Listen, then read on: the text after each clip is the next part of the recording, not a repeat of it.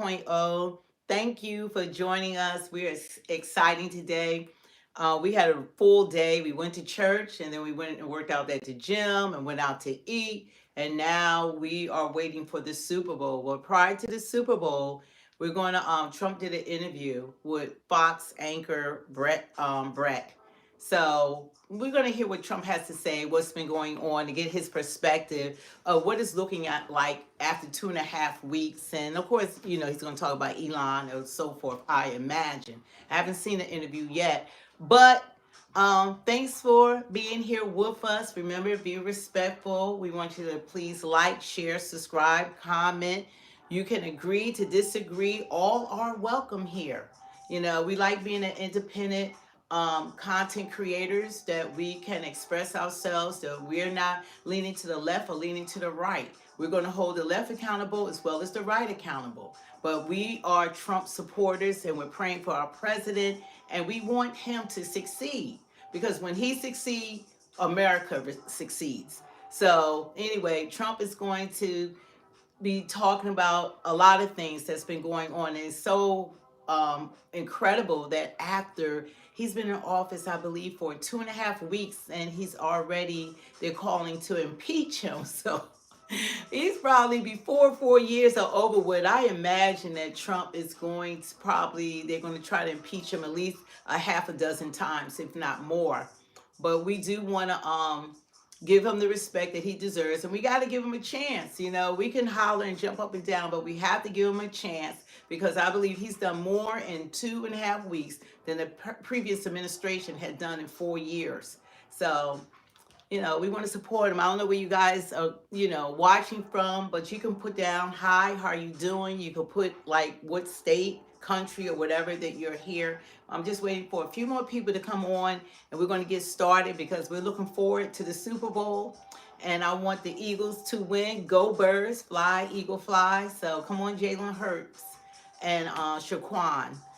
So we really are looking for a championship, but everything is always rigged and fixed, and I believe the Chiefs are probably going to win because they want Pat Mahomes to make history during the three-peat. And I do follow football, but I follow college football. I'm more a Colorado fan, and I like Nebraska. I like that new young quarterback that they have. I love USC, and if I follow NFL, I follow the college football players into the NFL. So I'm following Caleb Williams, the quarterback of the Chicago Bears. And next I'll be following Shedeur Sanders.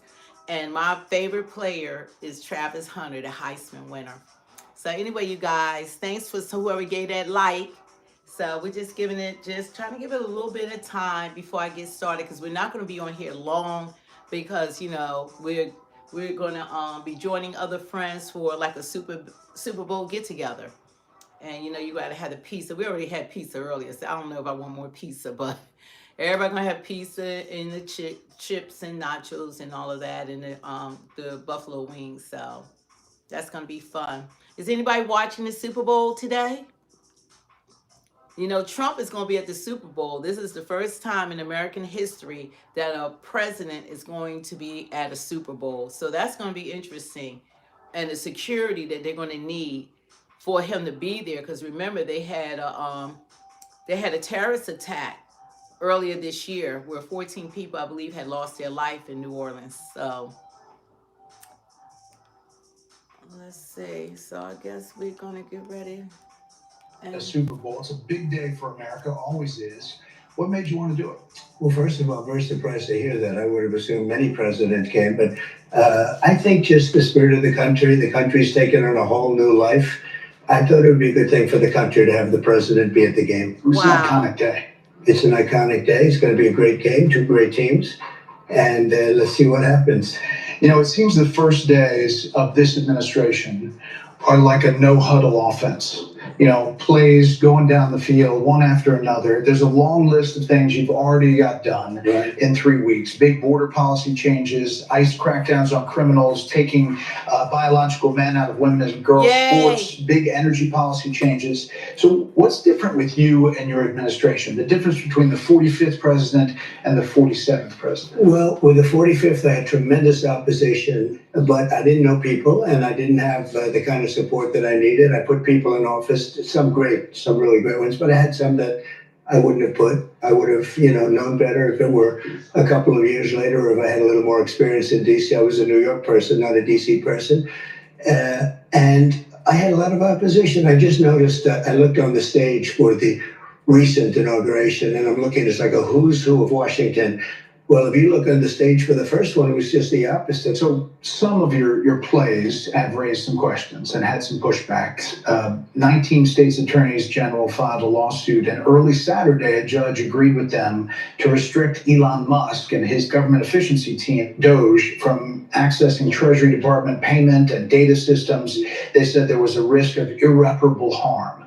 What do you make of that? And does that slow you down in what you want to do? No, I disagree with it 100%. I think it's crazy. And we have to solve the efficiency problem. We have to solve the fraud, waste, abuse, all the things that have gone into the government. You take a look at the USAID, the kind of fraud in there. And you found significant things. Well, we're talking about hundreds of millions of dollars of money that's going to places where it shouldn't be going, where if I read a list, you'd say, this is ridiculous. And you've read the same lists, and there are many that you haven't even seen. It's crazy. It's a big scam. Now, there's some good money, and we can do that through any one of a number. I think I'd rather give it to Marco Rubio over at the State Department. Let him take care of the few good ones. So I don't know if it's kickbacks or what's going on, but the people, look, I ran on this, and the people want me to find it. And I've had a great help with Elon Musk, who's been terrific. Bottom line, you say you trust Elon? Oh, he's not gaining anything. In fact, I wonder how he can devote the time to it. He's so into it. But I told him to do that. Then I'm going to tell him very soon, like maybe in 24 hours, to go check the Department of Education. He's going to find the same thing. Then I'm going to go to the military. Let's check the military. We're going to find billions, hundreds of billions of dollars of fraud and abuse. But I campaigned on this, Bret. You announced tariffs on Canada and Mexico. You immediately got action from both of them on border security and drug interdiction. I did. A lot of Is that good enough? Is that good enough? No, it's not good enough. So more needed in 30 days. Something has to happen. From It's not sustainable. 2025. And I'm changing it. You know, the Prime Minister said this weekend to a group of Canadian businessmen, it was a private meeting, he said that your wish for Canada to be the 51st state is a, quote, real thing. Is it a real thing? Yeah, it is. I think Canada would be much better off being a 51st state, because we lose $200 billion a year with Canada, and I'm not going to let that happen. It's too much. Why are we paying $200 billion a year essentially in subsidy to Canada? Now, if they're a 51st state, I don't mind doing it. You said that the tariff is a beautiful word. There are some signs in the markets, consumer confidence, that they're a little jittery. So if all goes to plan, when do you think families will be able to feel prices going down, groceries, energy, or are you kind of saying to them, hang on, inflation may get worse until it gets better? No, I think we're going to become a rich. Look, we're not that rich right now. We have $36 trillion. That's because we let all these nations take advantage of us.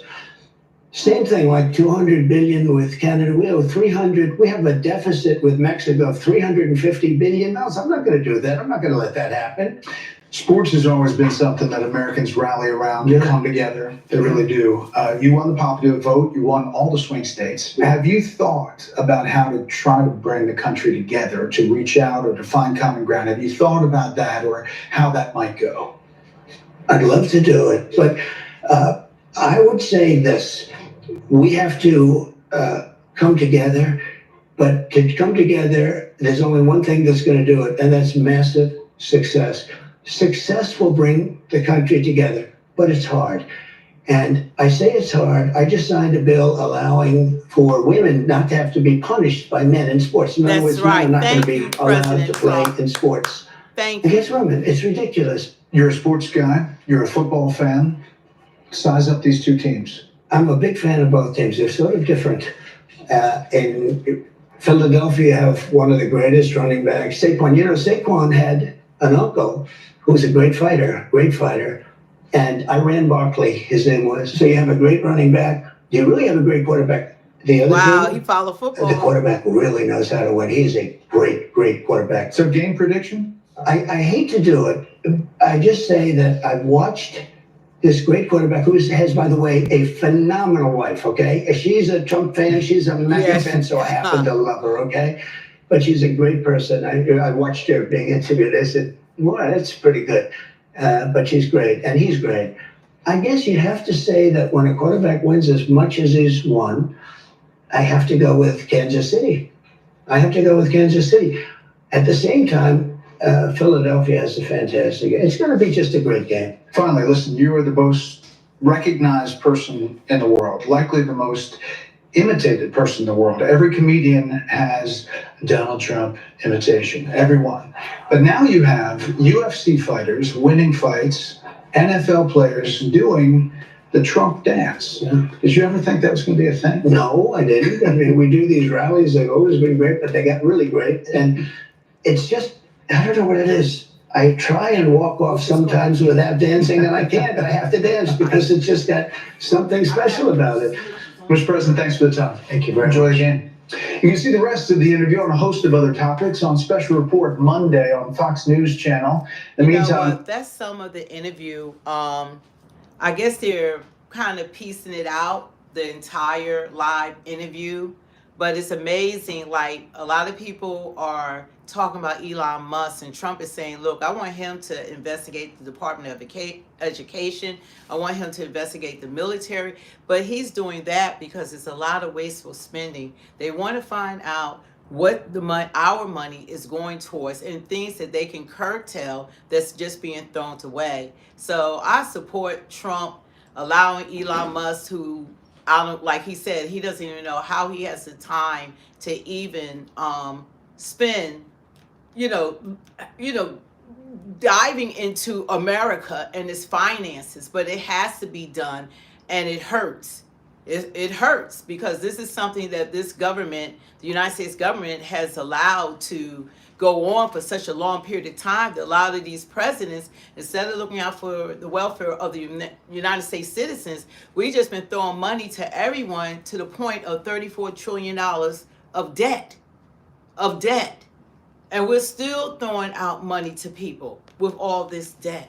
So it has to come to a point, like anybody, when you have your credit cards, if you're spending and spending and spending and spending, and you're maxing out those cards, it comes a time that you're going to have to spend money to pay them off. And that's what we have to do now. We have to pay off this debt. We got to eliminate as much debt as possible. And he's going on and on about, his first few days. And it's so surprising that he hasn't, Trump faces pushback as he works to reshape the federal government. It's like, he's trying to do as much as possible in 4 years. He knows that every minute is precious, and he doesn't have the luxury to say, I could run for another term. He has to accomplish and try to get us in shape that whoever comes in behind him, that hopefully the government will be less in debt and will be in better standing, and they won't go back to reversing having men compete against women. And when they do, they wipe us out. Thanks, man. They wipe women out.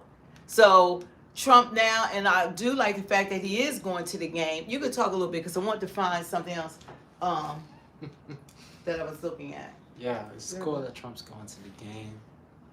And that's an awesome thing. Got the president in the building while you're watching the Super Bowl.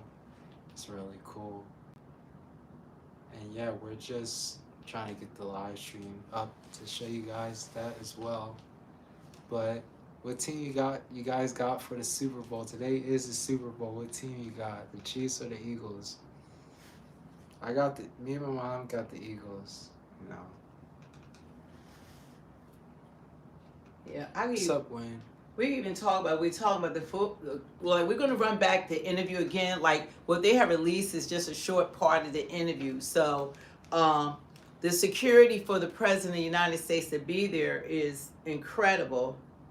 You could turn it. Tactical teams, they're going to have undercover officers, and what we're going to do is spread them out not only in the dome, but also in the exterior of the dome, in the French Quarter, and the CBD. So they'll be responsible for different geographical areas, and their duties will be responding to those areas.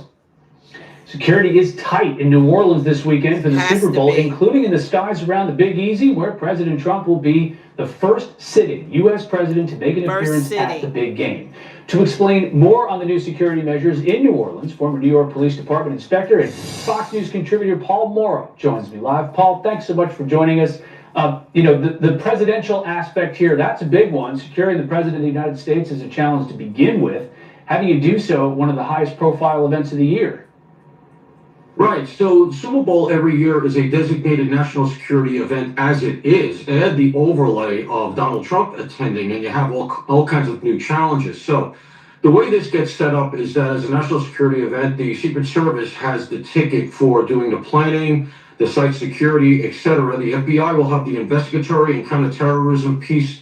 FEMA is designated to handle any recovery that's necessary. But these are federal agencies with some limited bodies. They don't have that much personnel. They're going to have to rely very heavily on the local PD, and that's why you're going to see the New Orleans Police Department. Almost certainly you're going to have Louisiana State Police and other agencies kicking in, because this is really a heavy resource drain. And there's a lot you won't see. You're going to have restricted airspace. You're going to have some digital stuff going on to try to harden this target and pick up any threats. You're going to have snipers. You're going to have the dogs out there. There's some anti-WMD measures. There is a lot. This is the Super Bowl, not just for the two teams, but in many ways for law enforcement as well. So it's only been about 5 weeks since there was that terrorist attack in New Orleans. Local officials say they've made some changes. Take a listen. There have been significant changes made to the French Quarter and the downtown area. There's been this expanded security zone in the French Quarter that the city have put in place with additional bollards and barricades.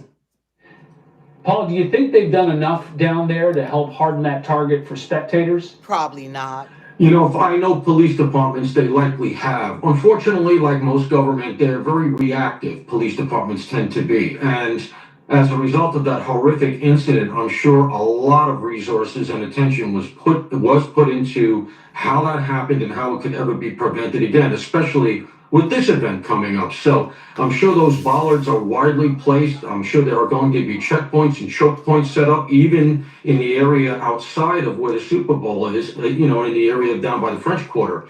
And as I said, there'll be things you don't see. There'll be cameras up, there'll be plate readers, there'll be drones, the whole package. This is going to be very, very heavily secured, Hopefully. including some stuff that they're doing because of POTUS being there. And, I'm confident they're going to be able to pull it off. I think it's going to be great and the city could use it. For people in town who are there for the game, what should they keep in mind as they go around the French Quarter, the Super Bowl site? I mean, are there tips that you have for them to make sure that they're safe? Yeah, I would. And one of them, and it's very endemic to the French Quarter, I've been there many times, is the horrific terrorist attack is something that you always have to keep in mind. If you hear gunshots, to drop to the ground, all the other Oh stuff. my God. More You don't common, need to far be more common there. is something as prosaic as a pickpocket. So New Orleans has a lot of street culture, right? Anywhere you go in the quarter, there's going to be a guy playing a guitar, playing a banjo, playing a saxophone.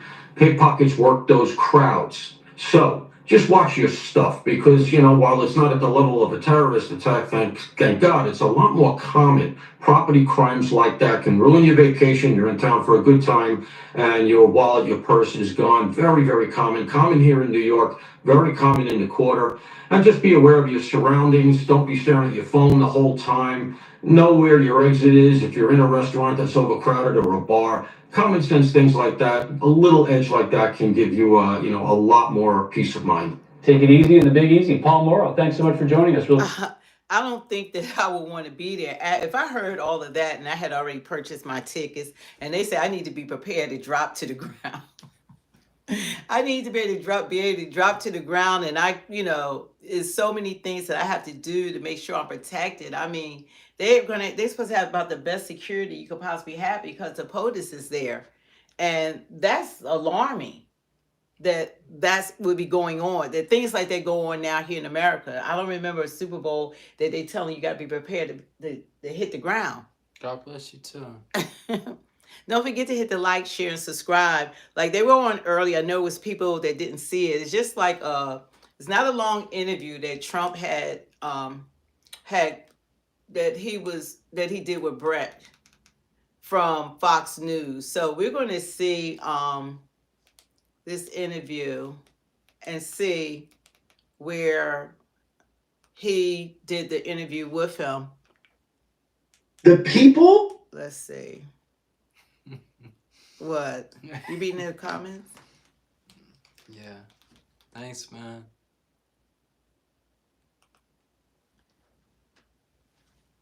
Well, first of all, I'm very surprised to hear that. I would have assumed many presidents came, but I think just the spirit of the country's taken on a whole new life. Cat. I thought it would be a good thing for the country to have the president be at the game. It was an iconic day. It's an iconic day. It's going to be a great game, two great teams, and let's see what happens. You know, it seems the first days of this administration are like a no huddle offense. You know, plays going down the field one after another. There's a long list of things you've already got done in 3 weeks. Big border policy changes, ICE crackdowns on criminals, taking biological men out of women and girls sports, big energy policy changes. So what's different with you and your administration? The difference between the 45th president and the 47th president? Well, with the 45th, I had tremendous opposition, but I didn't know people, and I didn't have the kind of support that I needed. I put people in office, some really great ones, but I had some that I wouldn't have put. I would have, known better if it were a couple of years later, or if I had a little more experience in D.C. I was a New York person, not a D.C. person. And I had a lot of opposition. I just noticed that I looked on the stage for the recent inauguration, and I'm looking, it's like a who's who of Washington. Well, if you look on the stage for the first one, it was just the opposite. So some of your plays have raised some questions and had some pushbacks. 19 states attorneys general filed a lawsuit, and early Saturday, a judge agreed with them to restrict Elon Musk and his government efficiency team, Doge, from accessing Treasury Department payment and data systems. They said there was a risk of irreparable harm.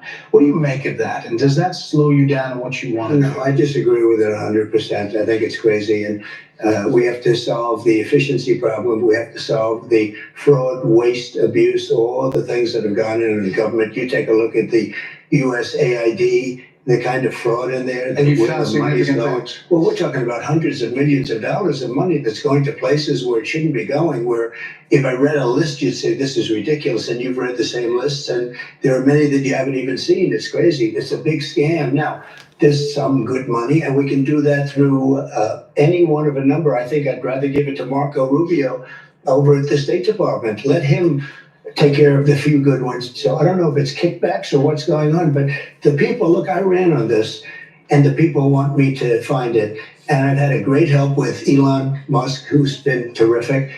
Bottom line, you say you trust him. Trust Elon? Oh, he's not gaining anything. In fact, I wonder how he can devote the time to it. He's so into it. But I told him do that. Then I'm going to tell him very soon, like maybe in 24 hours, to go check the Department of Education. He's going to find the same thing. Then I'm going to go to the military. Let's check the military. We're going to find billions, hundreds of billions of dollars of fraud and abuse. But I campaigned on this, Bret. You announced tariffs on Canada and Mexico. You immediately got action from both of them on border security and drug interdiction. I did. A lot of Is that action. good enough? Is that good enough? No, it's not good enough. So more needed in 30 days. Something has to happen. It's not sustainable. And I'm changing it. You know, the Prime Minister said this weekend to a group of Canadian businessmen, it was a private meeting, he said that your wish for Canada to be the 51st state is a, quote, real thing. Is it a real thing? Yeah, it is. I think Canada would be much better off being a 51st state, because we lose $200 billion a year with Canada, and I'm not going to let that happen. It's too much. Why are we paying $200 billion a year essentially in subsidy to Canada? Now, if they're a 51st state, I don't mind doing it. You said that the tariff is a beautiful word. Oh, there are some signs in the markets, consumer confidence, that they're a little jittery. So if all goes...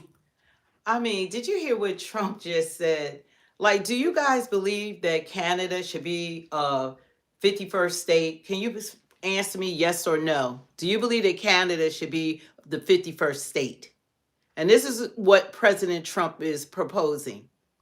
Yes. Okay, I got yes. I got a no. No too many liberals. Yes. No. Okay. Yes. Yes. Yes. Why not? Look like the yes are kind of winning. They were Joe's. Okay. So Yeah, low tax. No, yes, it will swing the Senate. Okay, never thought about it swinging the Senate. Yes, no, yes, yes, Canadian. No, I'm Canadian. No. So, did you hear what he just said? Look at this. A lot of people saying no. Yes, I don't know if it's even or not. It looks like it's just as many even as it is people disagreeing whether or not. Okay, I feel like what Trump is saying, maybe so. And the reason why I said that is because we're giving Canada for them to um, survive pretty much, because they say without United States help, that the people there would suffer. We're giving $200 billion. We're already paying into their economy. Canada doesn't do anything for the United States, and we are supposed to protect Canada. So if Canada is a 51st state, then Canada will have the full scope of the United States protections and monies and so forth. So Trump is saying, why are we doing all this when they won't even buy our cars? That Canada don't reciprocate what we're doing for them. So I think that it's something that should be considered. I think it's something that should be discussed. And of course, it takes someone that's a world leader and a world businessman to even think of the concept. Because Trump is he's about the Benjamins. He's about the money. He's about where is it going. He's about spending, and he's about the financial health of this country. So I think that all that matters, that he's looking out for the financial health of this nation. And we should want a president, because when the last time, or do you guys remember that a president is looking out for the financial health of their country? We haven't had a president like this. It's not just that they need Trump in the UK. Yeah, they need Trump. Yeah, I think that there was someone that was actually a lot like Trump that got elected. I don't know if it was in the UK, but I know it was somewhere like that. It might have been Australia. I don't know. But you need someone that's really looking out for the welfare of the people. And the reason why it's painful for us is because everyone came into office they had their own agendas except for helping America. It's always been about the rest of the world. It's always been about, say, like the last few presidents, it's been about the LGBTQ. That was President Obama. That was his baby. That's when all this wokeness really woke up. And then President Biden, his agenda was the transgenders. So their presidencies have not been about the health of this nation. And now that Trump's coming back in, he has to look at everything that's been happening that all these presidents have been neglecting for for the last 16 years. The Democrats had been in power for 12 of them. And everyone coming into office have been overlooking the health of this nation. Someone said Ukraine too. And Ukraine, he's talking today to President Putin. I mean, he hasn't been in office a full 3 weeks. Come on, y'all. We got to give it to him. And Putin said he wants the violence to end. Putin said he wants the violence to end. And Trump said he doesn't want to see people keep dying. And the rest of Biden was telling them to use long-range missiles so we could start a World War III. If those idiots would have gotten in office, we would be run over by the world. This country would be run over by all the open borders, about the people, the undesirables that have come in that were causing all this disturbance in apartment buildings and corruptions through cities like New York and Chicago and Aurora, Colorado, and places like that. They would have ran over us. China was already sending balloons over us, and these two people in government were so unfit and incompetent that they didn't have the sense to shoot it the heck down. Shoot it down. They're collecting intel that's being sent back to them automatically. We're not going to go to war, Danny. We would have went to war with Kamala. Trump and Biden was trying to start World War III. I believe maybe the reason why they allowed the people to come in here is because they needed bodies. They needed people to fight in a war. TT sound like you got some anger issues, bro. TT? Yeah. Was that the name? Yeah, he got some anger problems. He's in his feelings. And see, it's all right to, like, if you have something to say, it's fine to enlighten us and, share, but when people curse, it's because they're weak and they lack the ability to communicate in a clear, concise manner. So if you have something to say, you're welcome, but you're going to be respectful. That's what you are going to do. Okay? If you don't like what's being said, because this is called speak the truth, and the truth hurts, but you're going to hear it. So we're not going to sugarcoat anything for you. So you got to get out of your feelings.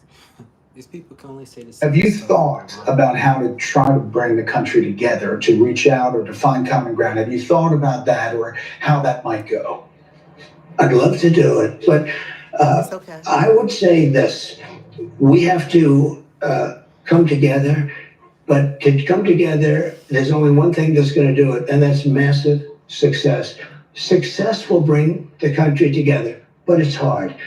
And I say it's hard. I just signed a bill allowing for women not to have to be punished by men in sports. In other words, men are not going to be allowed to play in sports against women. It's ridiculous. You're a sports Amen. guy, you're a football fan. Size up these two teams. I'm a big fan of both teams. They're sort of different. In Philadelphia, you have one of the greatest running backs, Saquon. You know, Saquon had an uncle who was a great fighter. And I ran Barkley, his name was. So you have a great running back. You really have a great quarterback. The other team, the quarterback really knows how to win. He's a great, great quarterback. So game prediction? I hate to do it. I just say that I've watched this great quarterback who has, by the way, a phenomenal wife, okay? She's a Trump fan. She's a MAGA fan, so I happen to love her, okay? But she's a great person. I watched her being interviewed. I said, well, that's pretty good. But she's great, and he's great. I guess you have to say that when a quarterback wins as much as he's won, I have to go with Kansas City.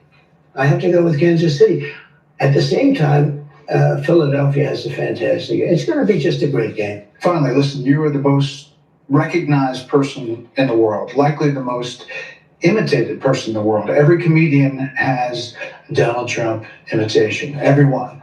But now you have UFC fighters winning fights, NFL players doing the Trump dance. Did you ever think that was going to be a thing? No, I didn't. I mean, we do these rallies. They've always been great, but they got really great. And it's just, I don't know what it is. I try and walk off sometimes without dancing, and I can't. I have to dance because it's just got something special about it. Mr. President, thanks for the time. Thank you very Enjoy much. the game. You can see the rest of the interview on a host of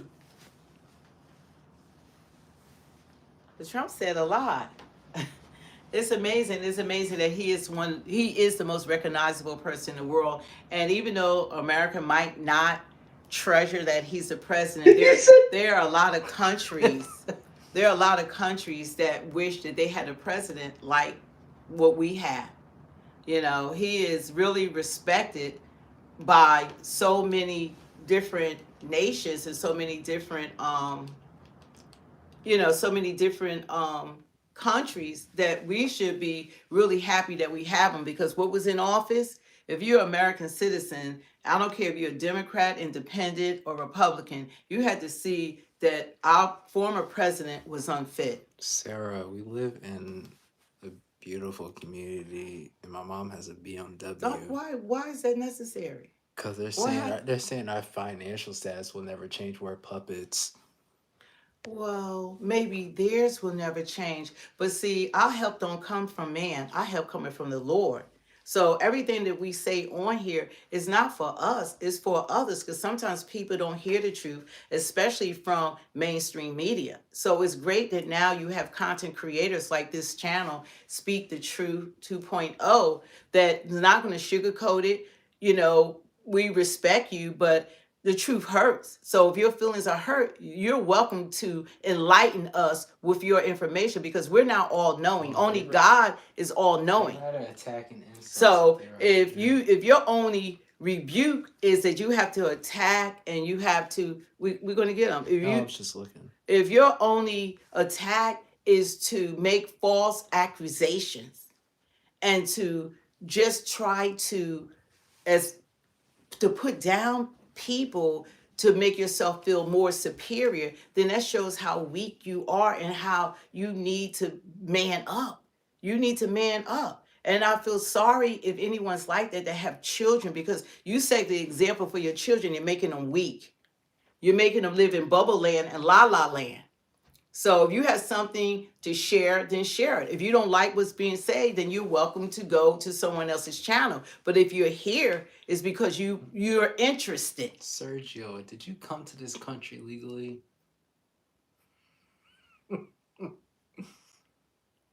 So we just gotta right now, one thing I liked about this election, we're gonna go back to this, but one thing I liked about this election was that we all came together as Americans. And I think this is the first time that Americans came together with all different ethnicity as one. It wasn't about your color, your skin, or race. It's about being American. That's what it's about right now. It's about being American. And I like that. I like that. White people, black people, Latinos, Hispanics, Native American, indigenous people, disabled, veterans, Italians, Jewish, Jew, you name it. We all came together and we voted Trump into office. As Thomas, we're restating ourselves because new people come into the stream. Yeah, they keep coming on. After our streams, a lot of times we wind up with over 100,000 views. And what we had to realize is that people are coming on and off all the time. So that's why it's important to reiterate. And I'll say what Joseph said. He said he's done more in 2 weeks than they did in 4 years. Absolutely. You can pin it. That's the honest to God truth. And the Democrats right now, they've been having all sorts of meltdowns about things. Because they're being investigated, because we're investigating these different branches. Biden pardoned his whole and family. Biden pardoned his whole family. That ought to be a clue how corrupt the previous and his son for 10 years. Who has to pardon your son for 10 years prior, criminal acts he might have done? This is insanity. But nobody holds their feet to the fire. Nobody's saying anything about all the corruption that went on in this Biden administration, and him meeting with President Xi, lying, saying he didn't meet, him lying about the laptops, which they said never existed. It was a laptop. So it's been a lot of corruption. Someone's trying to blame Trump for the economy of today's times. But you know what? That's why this channel is here called Speak the Truth 2.0, because I knew from day one, he only been in office 2.5 weeks. We're going to have the repercussions from Biden administration for years to come. Everything, but even from opening up the borders, that is not going to go away in 4 years. Okay, the damage that they have done to destroy this nation, I don't think that we even have thought about it and understand what's coming towards us. They have destroyed this country. And if Trump wasn't coming and willing and dealing and coming in with his feet on fire, trying to get things done, we would really, this country would be over with. It would be like Jesus is coming back today. Because that's where we were heading. They wanted a World War III, if anybody's awake. They wanted a war. Biden, that's why he gave him permission when 2 weeks prior or 3 weeks prior to Trump taking office, he's going to give Zelensky, who is a comedian, he's an actor. He wants to retain power, to give him permission to shoot long-range missiles into Russia, so that Putin will retaliate. And Putin kept saying, look, I'm about to drop a nuclear bomb on them. But Trump was on the phone. Trump does a lot of behind the scenes. This man doesn't sleep. He's negotiating all the time. But one thing about the American people, will never be enough from those who get things done.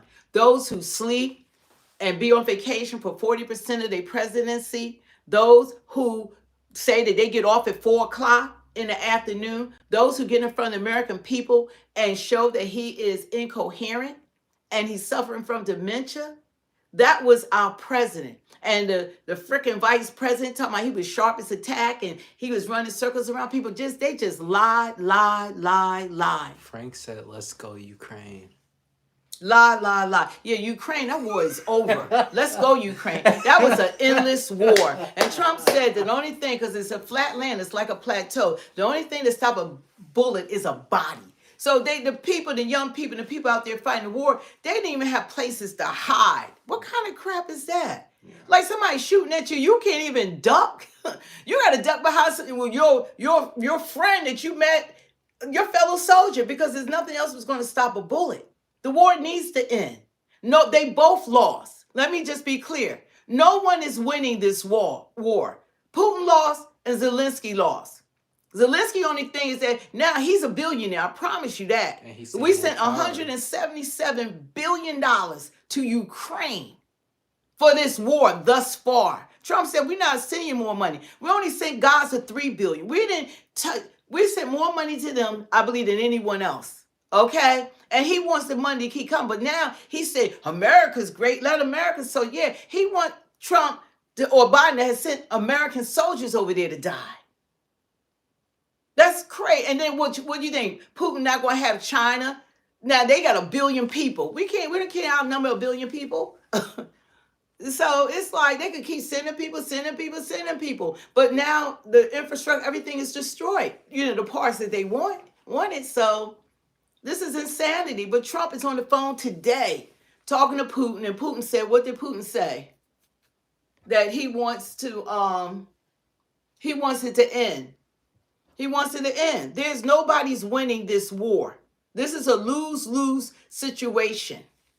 But Ukraine needs to be able to vote Zelensky out and vote in a new president that really cares about the people, because the last 2.5 years, he hasn't even attempted to negotiate. So you're not going to end a war if you're not communicating. When you have a leader, they're supposed to be problem solvers. They're supposed to sit at the table, and they're supposed to be adult enough to try to look out the welfare of the people. And he failed in that. And Putin, he's been a president for probably 80 years. Zelensky can't go toe to toe with him as far as knowing how to be a president or how to use the military. Wasn't he, what is it called? KGB? He was KGB. That man is a sniper. And Zelensky was a comedian that went to being president. Now he wants soldiers. And yeah, then he always go into not speaking English. I don't understand that when we talk about money. Then he want to speak, what is it? They speak Russian, right? The Ukrainians.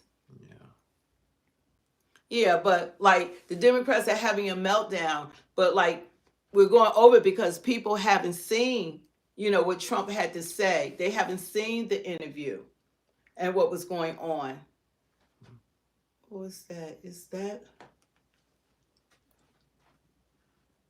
There. We'll send you back to the Fox team in New Orleans in just a few minutes. But now, welcome to Mar-a-Lago, the Winter White House in Palm Beach, Florida. We're pleased to be joined by the 45th and 47th President of the United States, Donald J. Trump. Mr. President, thanks for having us. Thank you very much. Happy Super Bowl. Thank you. You are going to be the first sitting president to attend a Super Bowl. It's a big day for America, always is. What made you want to do it? Well, first of all, I'm very surprised to hear that. I would have assumed many presidents came, but I think just the spirit of the country's taken on a whole new life. I thought it would be a good thing for the country to have the president be at the game. It's an iconic day. It's an iconic day. It's going to be a great game, two great teams, and let's see what happens. It seems the first days of this administration are like a no-huddle offense. Plays going down the field, one after another. There's a long list of things you've already got done in 3 weeks. Big border policy changes, ICE crackdowns on criminals, taking biological men out of women and girls sports, big energy policy changes. So what's different with you and your administration? The difference between the 45th president and the 47th president? Well, with the 45th, I had tremendous opposition, but I didn't know people, and I didn't have the kind of support that I needed. I put people in office, some really great ones, but I had some that I wouldn't have put. I would have, known better if it were a couple of years later, or if I had a little more experience in D.C. I was a New York person, not a D.C. person. And I had a lot of opposition. I just noticed that I looked on the stage for the recent inauguration, and I'm looking, it's like a who's who of Washington. Well, if you look on the stage for the first one, it was just the opposite. So some of your plays have raised some questions and had some pushbacks. 19 states attorneys general filed a lawsuit, and early Saturday, a judge agreed with them to restrict Elon Musk and his government efficiency team, Doge, from accessing Treasury Department payment and data systems. They said there was a risk of irreparable harm. What do you make of that? And does that slow you down in what you want to do? No, I disagree with it 100%. I think it's crazy, and we have to solve the efficiency problem. We have to solve the fraud, waste, abuse, all the things that have gone in the government. You take a look at the USAID the kind of fraud in there. And you where found the money's significant going. things. Well, we're talking about hundreds of millions of dollars of money that's going to places where it shouldn't be going, where if I read a list, you'd say, this is ridiculous, and you've read the same lists, and there are many that you haven't even seen. It's crazy. It's a big scam. Now, there's some good money, and we can do that through any one of a number. I think I'd rather give it to Marco Rubio over at the State Department. Let him take care of the few good ones. So I don't know if it's kickbacks or what's going on, but the people, look, I ran on this, and the people want me to find it. And I've had a great help with Elon Musk, who's been terrific. Bottom line, you say you trust him. Trust Elon? Oh, he's not gaining anything. In fact, I wonder how he can devote the time to it. He's so into it. But I told him do that. Then I'm going to tell him very soon, Here it is. like maybe in 24 hours, to go check the Department of Education. He's going to find the same thing. Then I'm going to go to the military. Let's check the military. We're going to find billions, hundreds of billions of dollars of fraud and abuse. But I campaigned on this, Brett. You announced tariffs on Canada and Mexico. You immediately got action from both of them on border security and drug I interdiction. did. A lot of Is action. that good nobody enough? expected. Is that No, good enough? No, it's not good enough. So more needed in 30 days. Something has to happen. It's not sustainable. And I'm changing it. You know, the Prime Minister said this weekend to a group of Canadian businessmen, it was a private meeting, he said that your wish for Canada to be the 51st state is a, quote, real thing. Is it a real thing? Yeah, it is. I think Canada would be much better off being a 51st state because we lose $200 billion a year with Canada, and I'm not going to let that happen. $200 billion. It's too much. Why are we paying $200 billion a year essentially in subsidy to Canada? Now, if they're a 51st state, I don't mind doing it. You said the tariff is a beautiful word. There are some signs in the markets, consumer confidence, that they're a little jittery. So if all goes to plan, when do you think families will be able to feel prices going down, groceries, energy, or are you kind of saying to them, hang on, inflation may get worse until it gets better? No, I think we're going to become a rich. Look, we're not that rich right now. We owe $36 trillion. That's because we let all these In nations debt. take advantage of us. Same thing, like 200 billion with Canada. We owe 300. We have a deficit with Mexico of $350 billion. I'm not going to do that. I'm not going to let that happen. Sports has always been something that Americans rally around and That's come in together. Mexico? They really do. You won the popular vote. You won all the swing states. Have you thought about how to try to bring the country together, to reach out or to find common ground? Have you thought about that or how that might go? I'd love to do it, but I would say this.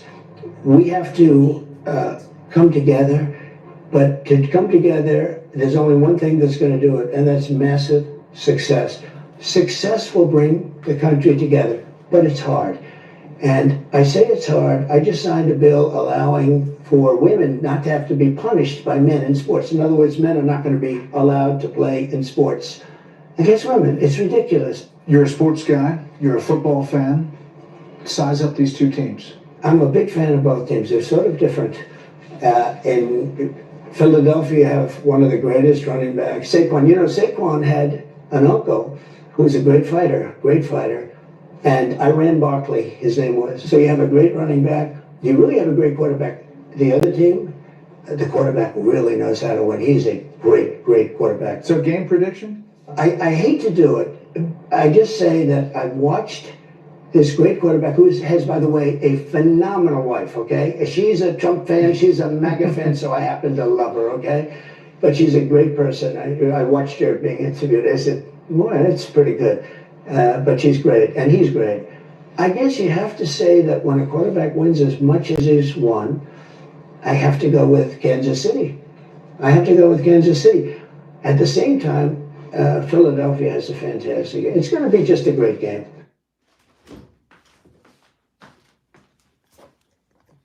How are you sitting here? Out. It is just amazing, like what Trump is saying, especially about Canada. You know, it's just really, it's amazing to think of them. Maybe perhaps, thank you for subscribing. We do appreciate that. It's amazing that he's looking. Can you imagine, have any president ever even spoken like Trump? I mean, who thought of perhaps that we're giving Canada $200 billion? We're in debt to Mexico, $350 million. It's like we have almost $36 trillion worth of debt. That's why he's coming in because the financial president that he is. You have something to say? Yeah, what was that we just saw that it said Biden was giving a lot of money to, I think, Afghanistan or Yeah, it was Hamas. He was giving money to Hamas. the The Taliban? Taliban, the previous administration were giving money to the cartel. Billions of dollars were going to these terrorist groups. So who would have thought or had known that this was going on? But I believe that a lot is going to be revealed to the American people. What was going on in these previous administrations and how they have been robbing the citizens of this country when they are supposed to look out for our welfare. And when I see some of these leaders that are willing to go to jail for people who have broken the law, but they won't fight for the rights of their own citizens that have elected them into these offices, is something wrong with that picture. So I respect Trump is that one thing about it, he's keeping his word. And you don't find that too much in this day and time, that people will say something and they'll actually back it up with actions. And here you got just joining us now his is House Speaker. I want to like kind of put him on the Speaker of the House because Democrats are having a meltdown. And we're going to go back to Trump to see if he's going to say more in regards, because they did a pre Super Bowl interview. Excellent host for the Super Bowl. Welcome to Louisiana and the Superdome. It's Thank a great you so venue. much. It is. It's beautiful, and there could be some interesting conversations going on tonight. You and the president will be sharing some space here at the game. You're working on getting the framework together for a budget for the vehicle that will get to all kinds of things, the border, maybe extending the tax cuts. In the meantime, your colleagues over on the Senate side, Lindsey Graham, among them, says it's time to get moving. He's released his own framework. He says this on X: I have tremendous respect for Speaker Johnson. I hope the House will move forward soon, but we cannot allow this moment to pass, and we cannot let President Trump's America First agenda stall. One of the things he cites is Borders are Tom Homan and the operations that are going, and he says you're going to run out of money for what's going on at the border, so he's not going to wait for the House. He's moving ahead. Yes, Lindsey's a good friend. I have great respect for him as well, and I understand what they're engaging in. They want to move the agenda, and so do we. The President Trump got a mandate to deliver that America First agenda. He's working at breakneck pace, as you just saw in the opening of the show, to do that with the executive branch, and we're going to do it with legislation. So it's a very complicated and complex set of things that we are delivering. Of course, we're going to secure the border. We're going to make sure that American communities are safe. We're going to get American energy dominance going again in the economy and restore common sense. But to do all that in one big bill takes a little bit of time. So we're working through that process very productively. We've been building on this for a year, Shannon. All through last year, we had our committees of jurisdiction working on the ideas to put it together. Last month, we did that in earnest in January. And as recently as this past week, we spent 4.5 hours at the White House on Thursday and 3 hours later that evening working through the final details, and we're very, very close. So I appreciate the Senate's zeal. We have it in the House as well. But as I reminded my friend Lindsey, I have about 170 additional personalities to deal with, and he's only got 53 on the Republican side there.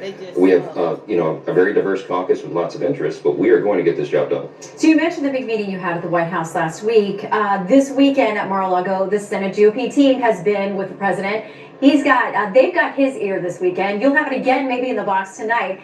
How do you make the closing message that what you're planning is a better road forward than the Senate? Well, I talk to the president and his team about this almost constantly, reminding them that we will get the job done, but it has to be the one big bill strategy. And the reason for that is because that gives us the highest probability of success of delivering on all these campaign promises. We will get it done. The president knows that. He invited me to come with him on Air Force One to the game, but I said, Mr. President, I got to go home to North Louisiana and pick up the family first, and I'll meet you at the game. We'll be in the suite. We'll talk about that.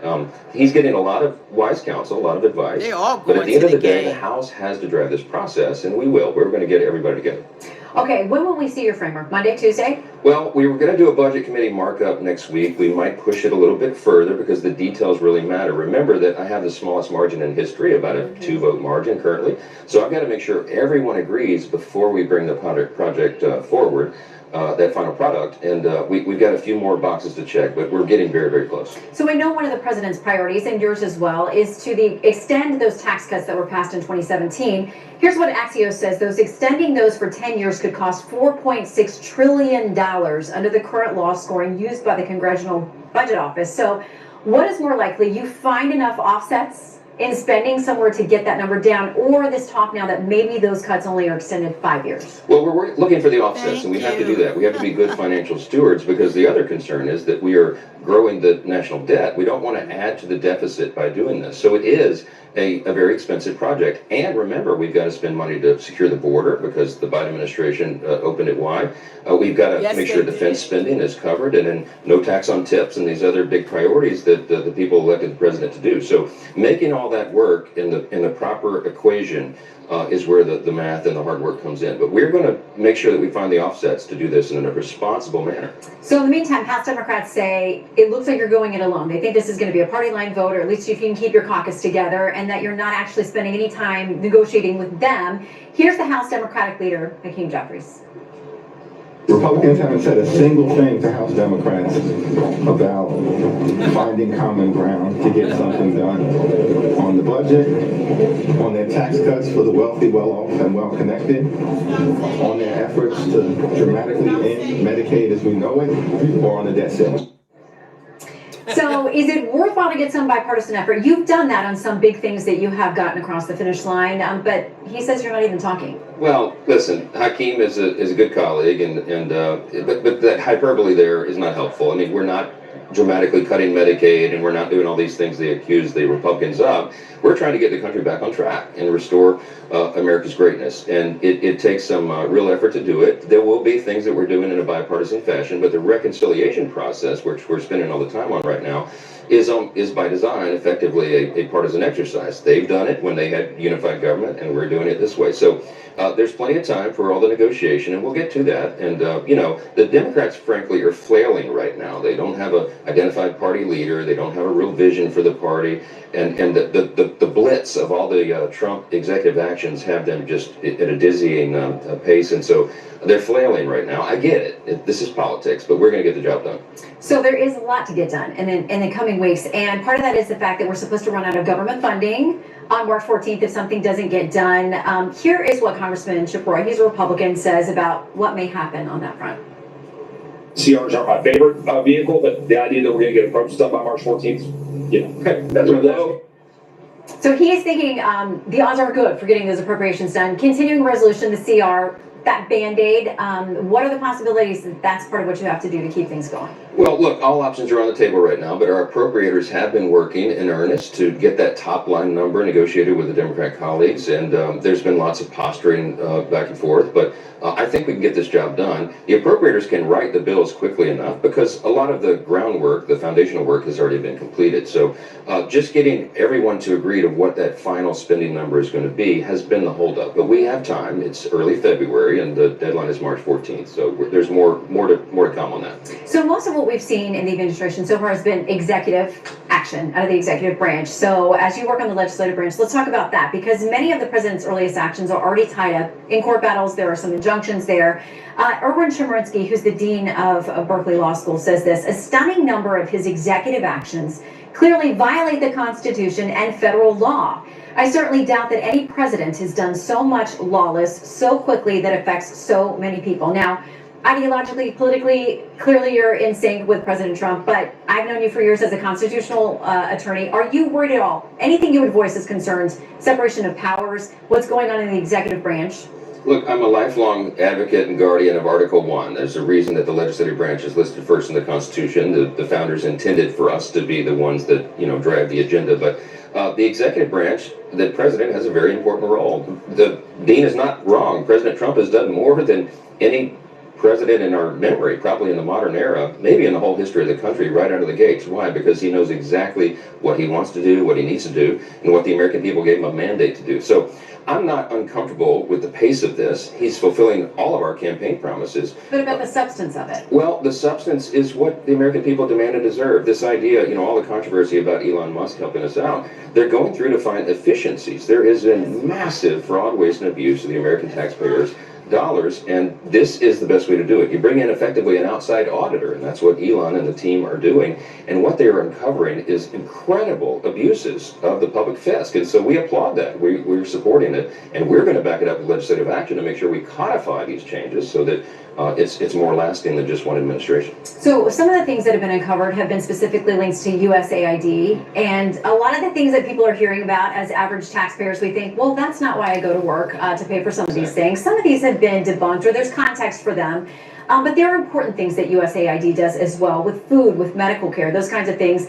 Here's Democrat Senator Chris Murphy talking about the danger of getting rid of all of that funding.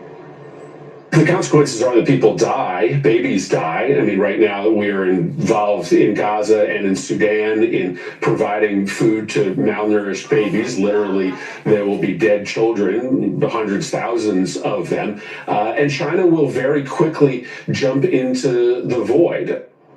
There have been Republicans voicing concerns as well, but there are two different things there. Obviously, in a humanitarian sense, where the U.S. can provide, it's the right thing to do. But do you worry also the goodwill that may be destroyed and the other actors that may move in when we pull out of some of these really critical funding issues? Every country around the world recognizes America as the last great superpower. We are the good guys. We are the biggest humanitarians on the planet, the most benevolent nation that has ever been in history. And we do some good things, and that in USAID.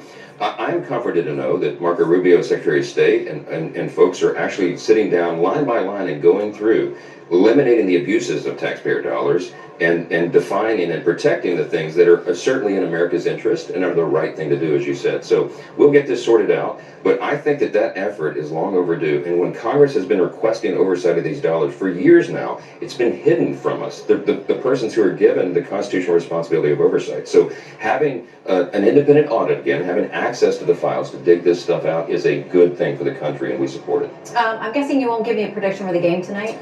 I cheer for the Saints all the time, but look, whoever wins today, we're happy to have them in Louisiana. This is a great thing for the country and for our state, and we've been delighted to host it. Well, it's been nice to see New Orleans rally in the wake of what's been a really difficult time. Good luck in the box. Wow, that was a lot, and that was coming from the Speaker of the House, Mike. Like, he's kind of grown on me a little bit, just a little bit, because I really feel like that guy is he's untrustworthy. It's something about him that just seems like he's I don't know, a little sneaky there. And some of his actions to me, prior to Trump being elected president of the United States of America, was questionable.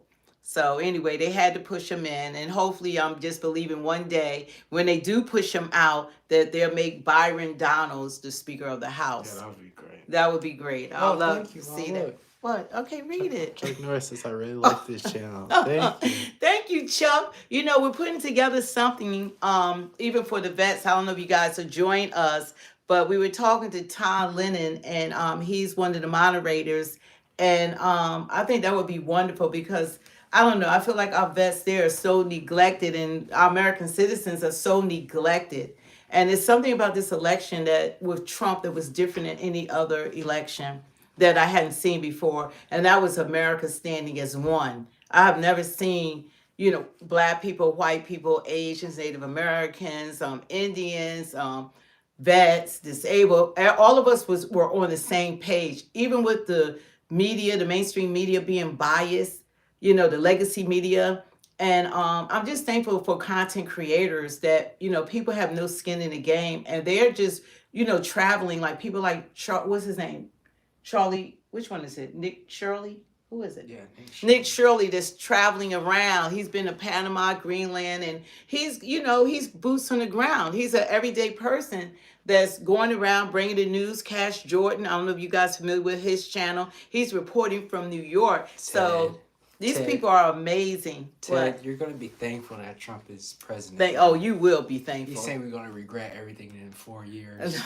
Yeah, it's going to take 4 years. I regret everything that the Democrats have done in the 12 years that they have been in power. Yeah. I regret that I voted for President Obama. I regret that I have voted for President Biden. Those are my biggest regrets. When people saw President Obama, he had the swag and the demeanor. He's extremely articulate. He's an intelligent man. And so is his wife. They're Harvard graduates. I think she was the president of the freaking class. She was his tutor.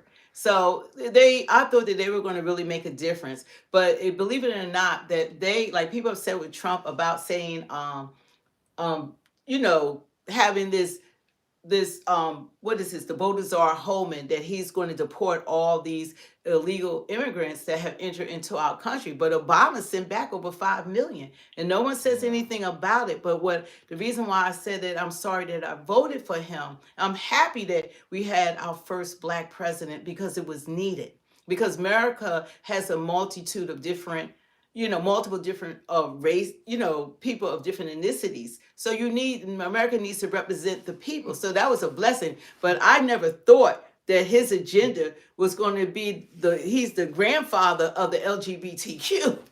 I didn't realize that he was going to start all that wokeness, that start having like the new phase of having men and women sports, men and women bathrooms, same-sex marriages, and everything that followed him. He was not about the American people per se. He had an agenda that meant more to him than anything, and it was LGBTQ. And no one talks about how many people Obama deported. That's what I just said. They don't talk about that he deported over 5 million people. And they talk about Trump. But Trump is saying that we're $6 trillion in debt. With money we don't have, and we're still giving money to everyone. We're still supporting nations, and we're getting nothing back. And Trump is like, why are we doing all of this and we're getting nothing back? How much money except for debt? How much money Ukraine get again? $177 billion to Zelensky. His previous occupation was a comedian, so he doesn't know how to run a country. He doesn't know nothing about no state budget. He wasn't in finance like Trump. At least he was a worldwide businessman. This man has no experience, and we gave him $177 billion. And some of it, look, he has at least $1 billion in his pocket. Allegedly, I believe there's no way that man's not gonna pocket $1 billion. Gaza. Yeah, so we gave money to Gaza, but it was like $177 billion to Ukraine. But like the other reason why I wish that I didn't vote for Biden, because he was fake. He should have never been president, and no black person in America should have ever voted for Biden. It's my fault, even being involved in politics, that I didn't do my homework and realized, I was kind of hearing it but not listening. You know how you hear facts and you hear things but you're not paying attention. Finding out that he was the author of the mass incarceration of black people, the 1994 crime bill, that was Biden. And then he was talking about making something to get black people out of jail that he put in jail. And that was all Biden, the 1994 crime bill. So when you remove a black father out, any father out of a household, regardless of race, it's going to impact the family in a negative way, because the father, the husband, is the covering of that family. He's supposed to be the provider. He's the overseer. Is God, then is man. It's supposed to be the husband. But when you have taken the black father out of the household, that's why the kids were getting in trouble with the law and things were happening, because they didn't have a dad in the household. So people didn't have their cousins, their uncles, their nephews, their sons, their husbands, their fathers. And that hurt the black family. And now they got a record. Now the things that happened to them in prison has changed their lives forever. Morgan, prove it. And they were locked up because he said that black people were super predators. They were worse than an infidel. They told judges never to let them out. That they were beyond rehabilitation. And the judges even act that way now today. When they sentence a black person that should get probation, they're getting a life sentence because it's slave labor. They want to put black people, that's another way of slavery. You put black people in jail because you get slave laborers. They get like $2 an hour. Like even the ones who fighting the fires in California, they were getting $2 an hour, the prisoners, to fight the fires. So that's what they do. They use them for labor. But Biden, like, you ain't black unless you vote for me, all that kind of crap. And this dude has done more harm to the black family than, and people talking about Trump a racist, and they don't look at Biden. And then Kamala, she had over 1,500 black men locked up for marijuana, and they over sentenced them as well to keep them in jail for labor. The one guy didn't commit the crime. Yeah, somebody got a double life sentence, never committed a crime. She in court, she wanted to notch on her belt. Another one, they wanted to execute, and it was Gavin Newsom that did something right that allowed the DNA test to find out that this man was not the criminal or whatever, they were going to execute him. So these are the people that was in the last administration. Now Trump is coming in and he's saying, look what Pedro said. What? He said, I mean, they could both be racist, but Trump is worse. How does that make any sense? Trump is not worse. Well, as far as black people, I don't know what race you are, but as far as black people, what worse for us was Biden. Real estate. The worst for us was by far Biden. You want to show him the 1994 crime bill? That's who was the worst for us. He's flying on the plane right now. The worst for us was Biden. Okay, it wasn't Trump. Trump, matter of fact, is the one that had when he was president, he introduced the First Step Act that released, I believe, like 30,000 black people. The First Step Act that Obama couldn't get passed. Biden probably never even tried to get passed. He was sleeping. No, he did. So that's what Trump did, and he had made it so that these black presidents or whatever of HBCUs didn't have to come to Washington and beg for money every year for our colleges. Things that Harvard and Princeton, all these other colleges didn't have to do. And Trump was like, why y'all keep coming every year? And he said, I'm coming. We're coming because this is what they had them doing. And he said, y'all don't have, I like seeing y'all, but y'all don't have to do this. He gave them more money than they needed. And he took care of them. Lone Star, you're talking about what, like, do you not realize this is what Joe Biden calls and Kamala, this economy? People keep saying, like, what about the lower prices he promised? Like, he just got the truth will set you free. The truth will set you free. You can't make things happen in your own household in 2.5 weeks. This man has done so much that is so incredible. And you know what? It's like, you know how no matter what you do, you can't jump high enough? Like when you're a person to get things done, the bar is raised higher for you. That you got to jump higher than everyone else. I don't know if anyone on here has ever experienced that no matter what you perfect, no matter what you do, even how well you do your job at your job, it's still not good enough. Like the bar is set even higher. So Trump, because he's so efficient and he's gotten so much done, and it's incredible. Y'all need to look everything up. What he's gotten done is incredible. And he's never going to jump high enough. As soon as this past administration, he got 4 years, and that's not enough. He needs 16 years to straighten out the damage what they have done to this country. They have destroyed this country. Someone asked a good question. What? They said, is Trump who you voted for or the right wing? I voted for Trump because the right, they're not like Trump. Trump he's different, and he means what he says. He's not a racist, and he means what he said. He wants all Americans to do well. He wants all of us to do well. That's how he got in all. He said, make America great again or better again. That don't mean that it was so, that's just an acronym. That don't mean that it was so great before, but we need it better than what it was the last 4 years. How about make America better again? Better than what it was. You know, so we're standing with our president. You got to pray for him. But let's see what Trump is saying now. Even for many, many years, decades before. He's on the way to the Super Bowl. They're doing an amazing job. Tom Homan's doing an amazing job. Christy Norman's doing an amazing job. But it's not easy finding murderers who know they're being looked for. But we're sending out thousands of people. We're getting rid of thousands of criminals from our country. Do you expect to meet him in person? Where? Who? Do you anticipate meeting with him? I would imagine I would be meeting with Putin, yes, at the right time. I think at the right time, at the appropriate time. Gaza.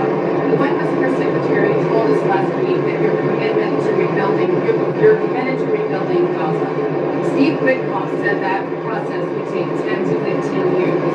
Does your commitment to rebuilding Gaza extend beyond your time in office? I'm committed to buying and owning Gaza. As far as us rebuilding it, we may give it to other states in the Middle East to build sections of it. Other people may do it through our auspices. But we're committed to owning it, taking it, and making sure that Hamas doesn't move back. There's nothing to move back into. The place is a demolition site. It'll be, the remainder will be demolished. Everything's demolished. I mean, you can't live in those buildings right now. They're very unsafe. But we'll make it into a very good site for future development by somebody. We'll let other countries develop parts of it. It'll be beautiful. People can come from all over the world and live there. But we're going to take care of the Palestinians. We're going to make sure they live beautifully and in harmony and in peace, and that they're not murdered. This has been the most dangerous site anywhere in the world to live in. Hamas has been a disaster. And by the way, I have to tell you that I watched the hostages come back today, and they look like Holocaust survivors. They were in horrible condition. They were emaciated. It looked like many years ago, the Holocaust survivors. And I don't know how much longer we can take that when I watch that. I know we have a deal where we're supposed to they dribble in and keep dribbling in, but they are in really bad shape. They have been treated brutally, horribly. Even the ones that came out earlier, they were in a little bit better shape, but mentally they were treated so badly. Who could take that? At some point, we're going to lose our patience. When I see that scene that I saw today with people coming out of helicopters and airplanes that are emaciated, that look like they haven't had a meal in a month, no reason for that. And I don't know how much longer we can take it. I don't know how long we can take it. When I watch people that were healthy people a reasonably short number of years ago, and you look at them today, they look like they've aged 25 years. They literally look like the old pictures of Holocaust survivors. The same thing. I mean, the same thing. And I don't know how long we're going to take that. You got some advancement in your proposals for some of the Gulf or Arab nations to take some of the Palestinian people and Yeah. reason is for their hesitance. Is there some very honest reason that they can told you privately or think why they're hesitant to take Palestinian people? Why are they hesitant to take them? Because they never spoke to me. They spoke to other people, they didn't speak to me. When they speak to me, they're going to take them. The only reason they maybe Tell don't them, act Trump. enthusiastic is they haven't Tell talked to me. They talk to other people, but not to me. When they talk to me, they'll be enthusiastic. And on spending, do you count some maybe questionable expenditures or Elon Musk? Not some questionable. The whole country looks like it's a fraud. It's fraud, waste, abuse, but it's a tremendous fraud. And what Elon and his group of geniuses have found is unbelievable. It's unbelievable. And that's just in U.S. AID. Soon we're going into education. You'll find the same thing, but bigger. Soon we're going into the military. Yeah, they are butthurt. Things happening there. You'll find it because our government has not functioned properly for many, many years, and we're going to make it function properly. We're even looking at treasuries. There could be a problem. You've been reading about that with treasuries. And that could be an interesting problem because it could be that a lot of those things don't count. In other words, that some of that stuff that we're finding is very fraudulent. Therefore, maybe we have less debt than we could have. Think of that. So, a lot of things are happening, but Elon's doing an excellent job. He started with 12 guys with high IQs, and now we have 100 guys with very high IQs. Do you think Congress failed to do their oversight, or do you think the first administrations of your cabinet agencies? I think everybody failed. I think everybody failed. Why does Elon's financial disclosure remain secret? Because nobody's looking at that. We're looking at all the corruption that's taking place. I mean, his financial disclosure is largely the number of shares that he's got in very public companies, and that's not secret at all. If you read that, you'll see a lot. I mean, he talks about his whole thing. I read one where it really gave a very good history of him, but basically it's a number of shares times a certain stock price. So why is that not public? It is public. All you have to do is read it. So USAID, sir, what is kind of like the message to countries that depend on humanitarian aid distributed through USAID? What is your message to those?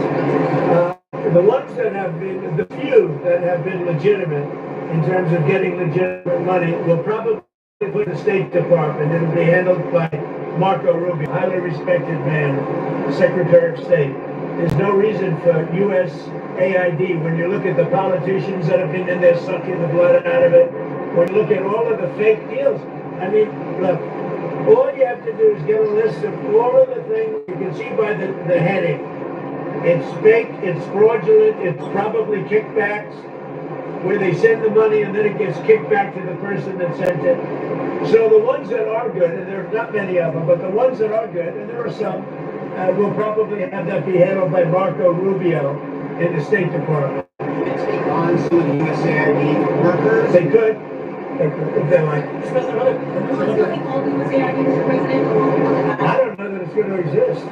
Why would you need it? The State Department can take care of Do it. you think the amount of spending under foreign aid will decrease also, or just the number of employees? It should decrease. I hope it decreases. Yeah, When we have $36 trillion in debt, and we're taking care of countries that are very rich. Maybe you have and a problem sending aid to countries in comprehending. some cases that are rich, in some cases they're not rich. But no, it should very much decrease. But it won't be the scams that you've seen. That was Biden that didn't know what day it was. From the percentage that they pay to universities and public colleges, but all those things, not foreign countries. $4 billion, is that okay to take care of? Sure. It could be okay. I mean, you have to look at the universities. Some are legit.